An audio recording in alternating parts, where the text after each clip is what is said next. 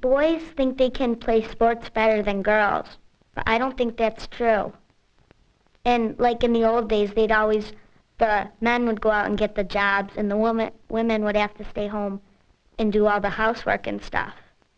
And I don't think that was fair either. That's the way it was. I couldn't help it.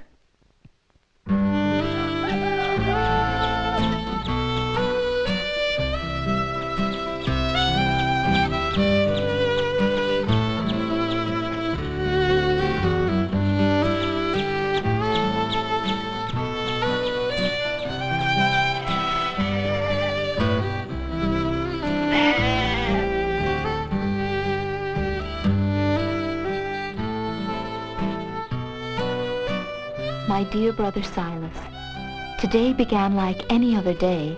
The sun rose over the fields, lighting my sweet family's way to wakefulness. I prepared breakfast, tidied the house, took up my sewing, and gathered the children for our ride into town. My Sarah runs around like a little savage and does not want to wear any of the lovely dresses I make for her. I counted the blessings the good Lord bestowed on me and tried to remain calm while getting them ready. See you. Okay, now go. But all of this I accomplished with much impatience and an eye toward the clock. For a most out-of-the-ordinary event was to take place at 10 o'clock at the Wesleyan Methodist Chapel. It was a convention for the discussion of the rights of women. My dear friend and neighbor Ann Dewey showed me the notice in the newspaper. Oh, now I can see you raise your eyebrow and give me your stern look. And I beg you not to disapprove of me. But a public meeting for women is such a curiosity. And my beloved husband, Mr. Griswold, did not forbid it. So I made up my mind to go. I am only slightly anxious about letting Mr. Griswold take care of our children and our home for the next 2 days. Your loving sister, Lucy.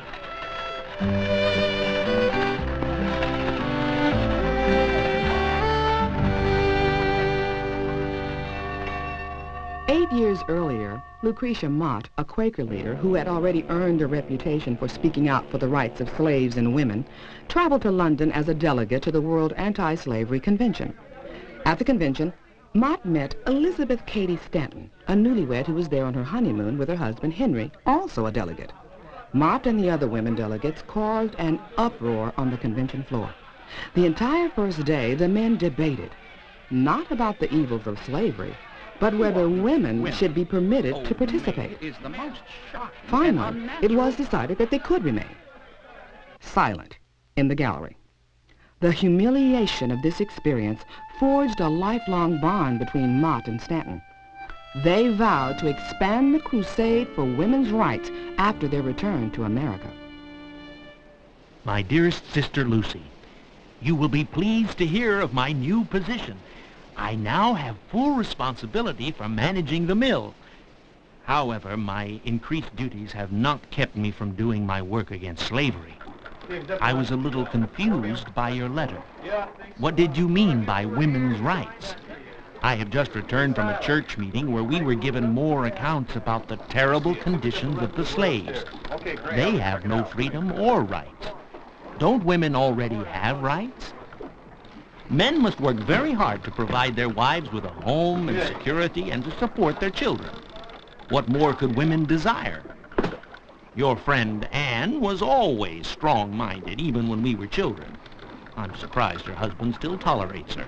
He must be a saint or too old and feeble to control her. Have I not told you that what men most prize in a woman is her affection? My Martha understands this, and it is truly the success of our marital bliss. I urge you to follow her ways. Your brother, Silas. In the summer of 1848, Lucretia Mott and Elizabeth Cady Stanton joined Mary Ann McClintock, Martha Wright, and Jane Hunt for afternoon tea in Waterloo, New York. Stanton, no longer infatuated with being a homemaker, recalled her feelings on that day. I poured out the torrent of my long accumulating discontent with such vehemence and indignation that I stirred myself, as well as the rest of the party, to do and dare anything. They decided to call the first Women's Rights Convention. What a very good idea. We need some kind of a document that will set forth exactly how we feel about these things. It's really.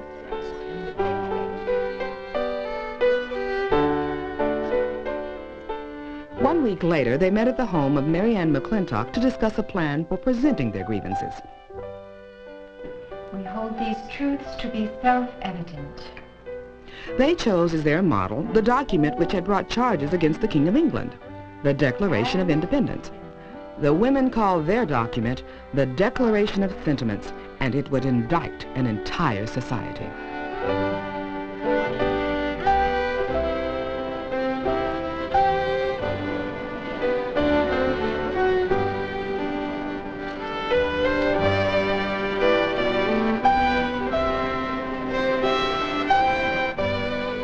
Therefore, it is with great pleasure that I introduce to you my dear friend, Elizabeth Cady Stanton.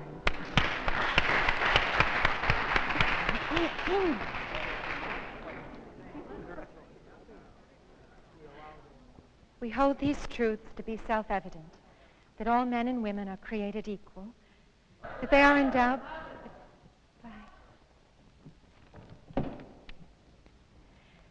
that all men and women are created equal, that they are endowed by their Creator with certain inalienable rights, that among these are life, liberty, and the pursuit of happiness.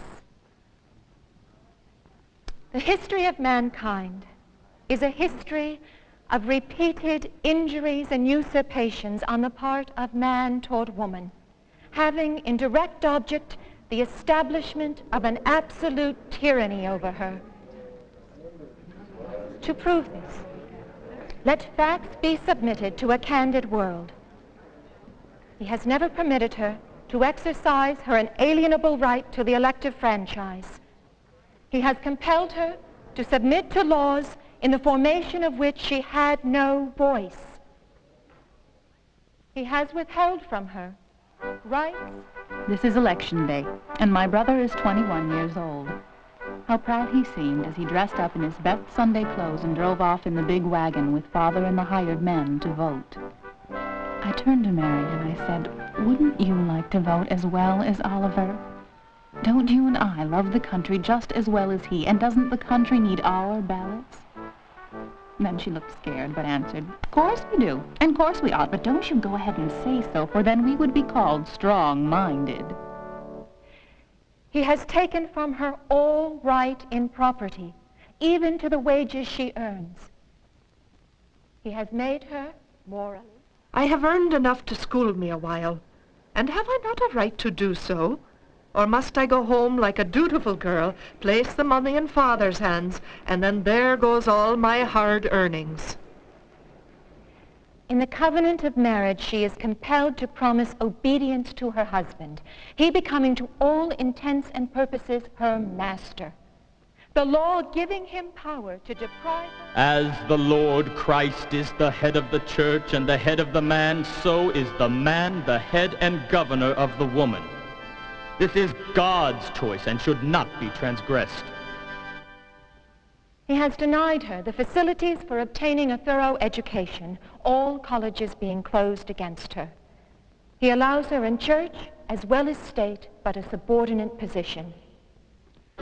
Our colleges were never intended for the education of females. The male brain weighs more than the female brain. This proves that women are intellectually inferior and should be educated for different purposes. He has usurped the prerogative of Jehovah himself, claiming it as his right to assign for her a sphere of action, when that belongs to her conscience and to her God. I felt that I had found my vocation. I forgot God and did not know it, forgot philosophy and did not care to remember it. But alas, I forgot to get Bard's dinner. Not only once did I do this, but again and again. The fire went out or the bread ran over in the pans. while I painted and dreamed.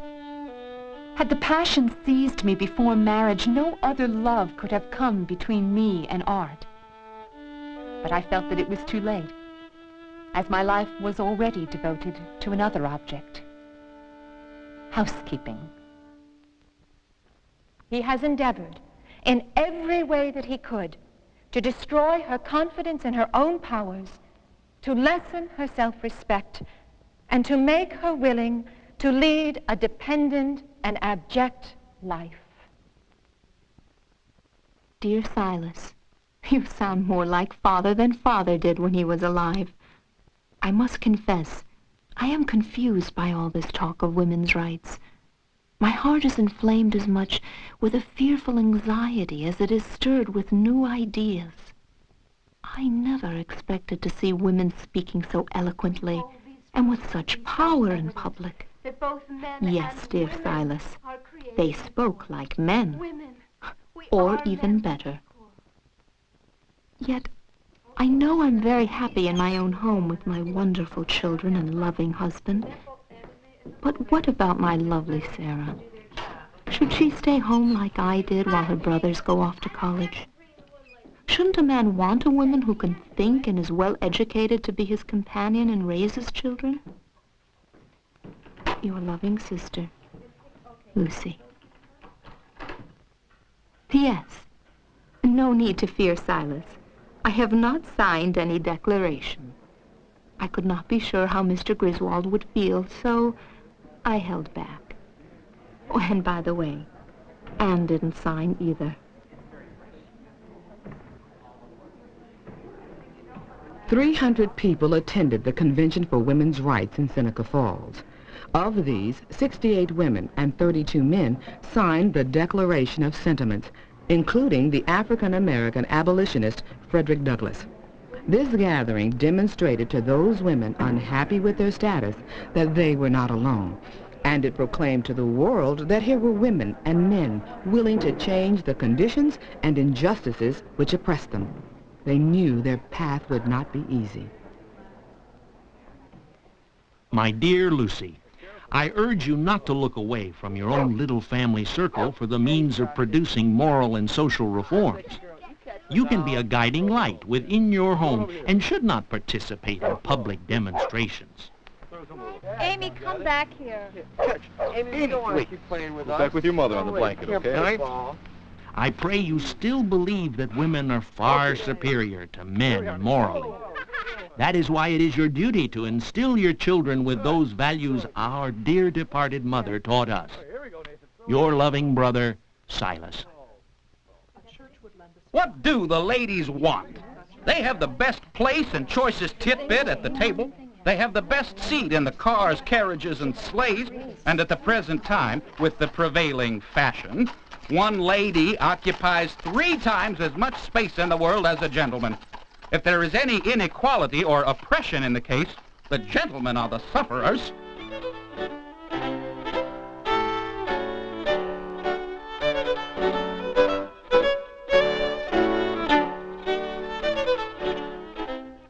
Little did the critics and newspapermen realize that the negative attention they gave to the first Women's Rights Convention served to spread the flames of discontent to others.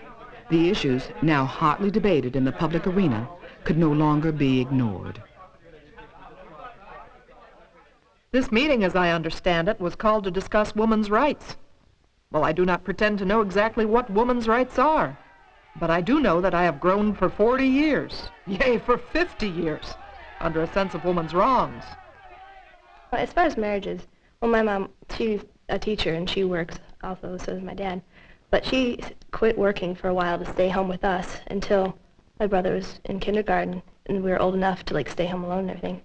And she had to put her career on hold. My dad could have done that too, I think. Well, I would expect to, have her own profession, like I would have mine.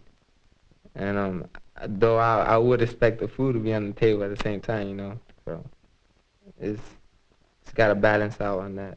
You see how all the basketball games for boys, they always get on TV and the Dream Team and all that. But for girls, I mean, what do they get? They hardly get any recognition, Well, they had a Dream Team for girls. Yeah, but nobody really paid attention to them. Oh, yeah, they did. No, they didn't. Yeah, they did. No, they didn't. Yeah, they did. No, they did not. Mm-hmm. No, don't tell me. They did not pay attention. In the eyes of the law made by men, women were classified with minors, lunatics, and idiots. They could not own property, make contracts, sue, or serve on juries. A woman was only one husband away from poverty. Dear Silas, I write with a sad heart the news of Uncle Edward's death. Unbeknownst to Aunt Grace, he had deeply encumbered himself in debt, and the creditors have claimed everything. Now she must leave the very house which her father gave to her. It frightens me to think that a woman who loses her husband may become destitute in an instant. What if something were to happen to Mr. Griswold? Then who would take care of us? I shouldn't permit myself to think such thoughts. I must confide in you that I will do everything in my power to secure a good education for Sarah, so she can be independent and realize her own self-worth. We have stopped buying sugar produced by slaves. It is my small way of helping the cause. Love, Lucy. Dearest Lucy, I will miss Uncle Edward. He was always so much fun to be with, although he helped himself too much to the bottle. Surely Aunt Grace was aware of his drinking and financial extravagances. Perhaps Aunt Grace will remarry and thereby ensure the security of her family. Husbands are the best protection from poverty, even though they are not immortal. My boys are shooting up like cornstalks. I urge them to study hard so they can earn a living and support me when I'm too old to earn any more. My work keeps me so occupied that I worry that I do not spend enough time with them, although I do not know how much time they want to spend with me. Martha is still frail from the birth of Joshua. She looks forward to spending some time with you. Your loving brother, Silas. The common experience of childbirth and child rearing bound most women together. They spent much of their adult lives pregnant, giving birth, nursing, recovering from births, and supporting their female kin and friends. By God's grace, I have given birth to 10 children before my 34th year, and though 4 of them have not survived, I am still alive. With God's grace again, I will give life to this one, and he will not take mine. I pray that Jonathan will not take an interest in me again. I cannot bear much more. Dear Silas, today is Sarah's 16th birthday. Where, my dear brother, do the years go? Sarah is very involved with herself. Oh, I know the stage will pass, but sometimes, she is impossible to be with. I took her to town to buy material for a silk dress. Her ideas about fashion differed from mine. How about this one here? Oh, I'm so sorry, Mrs. Hoskins. We passed a woman wearing blues. I must say they are not very flattering to the hips. I told Sarah that I would relish the freedom of movement they give. Sarah declared that if I wore such a scandalous outfit, I wouldn't be welcome to visit her at school or tell anyone I was her mother.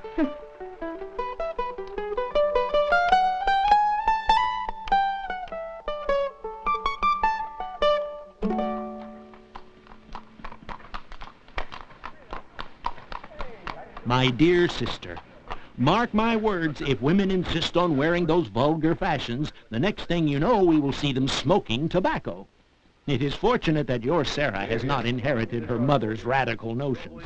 She will need to attract a level-headed young man for her husband, and no healthy member of the masculine sex would ever be attracted to a woman in bloomers. On a more serious note, I am daily more concerned about the great rift that grows between the North and South. I know that Eli is worried over whether he will be able to keep the factory running. So much talk of war that I fear for all our sons and our country. Your loving brother, Silas. That's what I'm worried about. I'm worried about. You can laugh. When the Civil War came, women kept the farms producing and the factories running. They donned nurses' caps and marched to the battlefields to heal the wounded. They taught the children and kept the home fires burning. The leaders of the women's movement led the campaign for the passage of a constitutional amendment which would free the slaves. Women expected equal rights for the slaves and themselves after the war. My dearest Martha, the sadness wells up in me as I write to you about the great loss we share with the death of my dear brother Silas.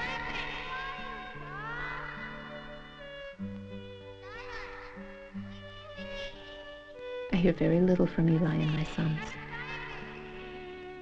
I have been comforted with Sarah's presence as she awaits the return of her husband. While we don't always hold the same opinions, we manage to have lengthy discussions to fill our lonely hours. Once the slaves are free, I believe the Negroes must have the vote to protect themselves from any more abuses. Sarah says that women must also get the right to vote. She feels if women would have a say in the laws of the land, then there would be no wars. Maybe she's right. I still feel that even if we have a say, who would listen to our voices? Martha, am I just growing old and tired? I wish we could be together now. With loving comfort, Lucy. When the war ended, most abolitionists supported a constitutional amendment giving African American men the right to vote. They refused, however, to include a woman's right to vote, fearing it would be too controversial and would defeat their cause. This decision created a major split between those woman suffrage advocates willing to put their desires on the back burner and those unwilling to wait any longer for the basic civil rights of all women. The seed planted 20 years earlier in Seneca Falls still had not blossomed. See, girls always put you down. Yeah, you always put us down. Not all the time. Not all the time. Well, see, look, you just put me down right there. Well, you're yelling at me for putting you down when you put me down, so it doesn't really matter. So both girls and boys say that, but it still means that girls are treated differently than boys. Yeah, true. Have you ever seen a girl president? No. Have you ever seen,